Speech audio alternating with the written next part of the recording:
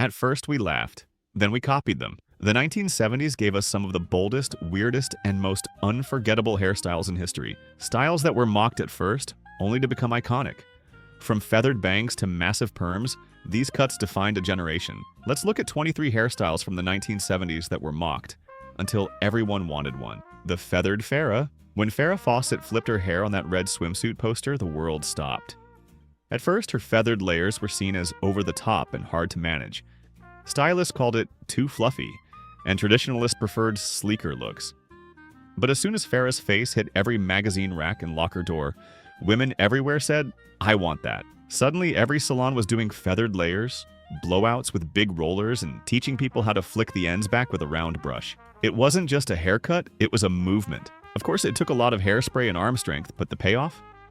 Icon status. The bowl cut. At one point, the bowl cut was the punchline of every bad haircut joke. Straight across bangs, awkward layers, and the unmistakable "I got this at home" vibe. But here's the twist. It became cool. Thanks to stars like David Cassidy and later Adam Rich, boys and even some girls started requesting this style on purpose. It said, "I'm clean cut, but I'm also trendy." It was easy to maintain, and parents loved how neat it looked. Of course, we've all seen the school pictures we'd rather forget. But back in the day, that bowl cut meant you were in the in crowd. The shag, uneven layers, razor-cut ends, bangs that looked like they were an afterthought. The shag haircut was edgy, rebellious, and originally ridiculed as messy. But once Jane Fonda rocked it, it became one of the most requested hairstyles of the decade. It was the perfect blend of chaos and style. You didn't have to brush it constantly. It looked good messy. And for teens looking to not look like their parents, the shag was a statement of individuality. Eventually, even the doubters came around. What once looked like a botched haircut became the blueprint for 70s cool, the afro.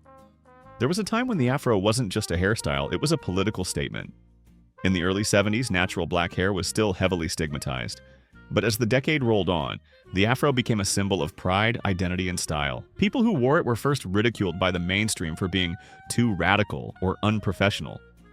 But then came icons like Pam Grier, Angela Davis, and the Jackson 5, and suddenly, everyone was paying attention. The afro became not just accepted, but celebrated. It was bold, beautiful, powerful, and absolutely unforgettable. The mullet. Business in the front, party in the back. At first, the mullet was seen as a total fashion disaster, but somehow, it caught on. Big time. What started on athletes and rock stars, Billy Ray Cyrus, David Bowie, crept into schools, suburbs, and everywhere in between. Suddenly, having short hair up front with cascading waves in the back was the cool thing to do. Yes, we joke about it now, but in the 70s and early 80s, the mullet was cutting edge. It showed you were stylish but didn't take yourself too seriously. The Dorothy Hamill bob. Olympic figure skater Dorothy Hamill didn't just bring home gold, she brought home a haircut that took over America. Her short wedge-style bob was practical, pretty, and perfect for the athletic girls of the decade. At first it looked a bit too sporty for the glam-seeking 70s crowd. But it was clean, sharp, and easy to maintain, and soon it was everywhere. Girls walked into salons and said, "I want the Dorothy." And for once, moms and daughters could agree on something. Long hippie hair. In the early 70s, long natural hair, straight and parted down the middle, wasn't high fashion. It was lazy, unkempt, even unprofessional. But by mid-decade, it became the look of youth culture. From Joni Mitchell to Carly Simon, the long, free-flowing style represented peace, freedom, and nonconformity. No more teasing, spraying, or styling. Just hair, long, loose, and natural. Eventually, even mainstream fashion adopted it. What started as anti-fashion became the very definition of cool. The perm. Big, bouncy, and loud. The perm turned heads in the best and worst ways.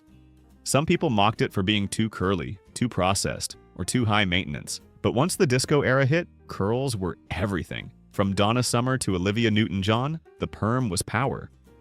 You weren't just walking into a room, you were making an entrance. Sure, the smell of perm solution could knock you out. And yes, some perms went way too tight. But when it worked, it worked. The pageboy cut. The pageboy, rounded, tucked under, and neat as a pin, looked old-fashioned to some. But in the 70s, it had a revival. Stars like Mary Tyler Moore brought it back with flair. It was chic, office-appropriate, and gave off a classy, confident vibe. What was once seen as matronly turned into modern glam with the right flip, the punk rock spike. Last but not least, the style everyone called ridiculous until they tried it. The punk rock spike. This wasn't for the faint of heart. With gel, hairspray, and attitude, these gravity-defying spikes were made to shock. And while most people rolled their eyes at first, by the late 70s, even the mainstream was borrowing elements of punk. What started in underground clubs made its way to schools and suburbs, maybe toned down but unmistakably inspired. The flipped-out bob. At first glance, the flipped-out bob looked like someone forgot to finish their blow-dry.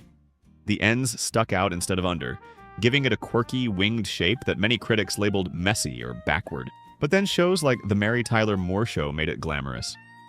Women loved the movement, the sass, the effortless swing of each strand. It was playful yet polished, and soon women across America were flipping out their ends with round brushes and hot rollers. The sleek, chair-length straight hair. When Cher let her hair grow past her waist, it was a look. Some mocked it as impractical or too extreme. But suddenly, everyone wanted to copy it. It became a symbol of freedom, beauty, and defiance. Girls were throwing away their curlers and ironing their hair, literally with a clothes iron, to get it pin straight. You couldn't walk into a high school in the mid-70s without seeing at least one girl with hair down to her belt, parted right in the center. The disco fro. Not quite an afro and not quite a perm. This bouncy, disco-ready fro was full of volume and flair. Critics called it too poofy, too big, or too much work. But when the disco lights hit those curls, they shimmered. It was confidence in curl form. Whether natural or achieved with rollers and heat, it became a staple at nightclubs, parties, and dance floors across the country. The crimped hair look. Before crimping became a trend in the 80s, it made early waves in the 70s underground. Seen first in editorial shoots and music videos, crimped hair was considered weird. Too zigzaggy? Too artificial? But once the first crimping irons hit department stores, teenagers went wild. It turned regular hair into a funky, textured masterpiece. Suddenly, ridges were in. Sure, it felt like you were frying your hair with a waffle iron, but at least you looked cool doing it. The layered rocker mullet. Before glam metal made it loud in the 80s, rockers in the 70s were already experimenting with long-in-the-back layers and face-framing cuts. Critics said it looked like bedhead. But with every new album cover, Rod Stewart, Mick Jagger, even early Ozzy, the look caught on. It was messy, yes, but also effortlessly cool. Men and women alike adopted this style as a rebellious, "I don't care" statement. And when paired with a leather jacket and aviators, iconic. The blunt baby bangs. Short, blunt bangs, cut way above the eyebrows, were considered a mistake by many. Some called them childish, others just called them weird. But when actresses and artists started pairing them with bold makeup or shaggy cuts, they transformed into a high-fashion statement. The more unconventional they looked, the more appealing they became to the boldest among us. It was the kind of style that made people stare. And that was the point. The pin curl revival. Originally a 1940s style, pin curls made a comeback in the 70s as retro fashion began creeping back in. At first, people said they were outdated and too fiddly for modern women. But soon, magazines and soap operas showed glamorous women with perfectly coiled curls. Girls started experimenting with bobby pins, wrapping wet hair around fingers and sleeping with their scalps full of clips just to wake up with vintage glamour. It was tedious. It was time-consuming. But it was worth it. The wet look. Long before gelled slickbacks became runway chic, the wet look emerged in the club scene. Hair was slicked down and combed back to look perpetually damp. At first, everyone thought it just looked greasy. But once fashion mags embraced it, people leaned in hard. Add a shiny jumpsuit and disco heels, and you were ready for Studio 54. Even teens started adopting it, sometimes going a little too heavy on the product. The puff ponytail. Somewhere between casual and chic was the puffed-out ponytail, a style that looked almost accidental, but required just the right backcombing and teasing. It was bigger than a standard pony, but not quite a beehive. For a while, people mocked it as lazy or messy. But by the end of the decade, girls in every high school were walking around with teased ponytails, ribbons, and headbands. You weren't sloppy, you were stylishly undone. The bubble flip. A hybrid between a bouffant and a flip, the bubble flip created a rounded, flipped under shape at the ends. Some said it looked like a helmet. Others said it was too pageanty, but women kept requesting it at salons. It gave volume, bounce, and elegance. Whether paired with a formal dress or bell-bottoms and a blouse, it made a statement. Once soap opera stars and game show hosts started wearing it, it stopped being ridiculed and became required. The Beehive comeback. Originally a 1960s classic, the Beehive saw a bold revival in the early 1970s. At first, people scoffed. Isn't that your mom's hairstyle? But the minute soul singers and glam rock stars adopted the towering hive with modern flair, it was back in full force. This updated version wasn't as rigid as the original. It had volume, a touch of looseness, and attitude. With a few bobby pins and a lot of hairspray, girls created sky-high looks that screamed confidence. It was theatrical, over-the-top, and totally fabulous. The sleek French twist. The French twist was known for its elegance, but in the 70s, it got a little funkier. Hair was slicked back tight, twisted high, and sometimes decorated with everything from rhinestone clips to feathers. At first, people said it was too old-fashioned or uptight. But once disco queens and TV stars wore it with glam makeup and shimmering gowns, it became a party staple. It went from conservative to cool overnight. The curtain bangs? Before Gen Z brought them back on TikTok, curtain bangs were all the rage in the 1970s. Think of a soft, face-framing fringe that parted in the center, like Goldie Hawn or Jane Birkin. Back then, some people mocked them as indecisive. Too long to be real bangs, too short to grow out.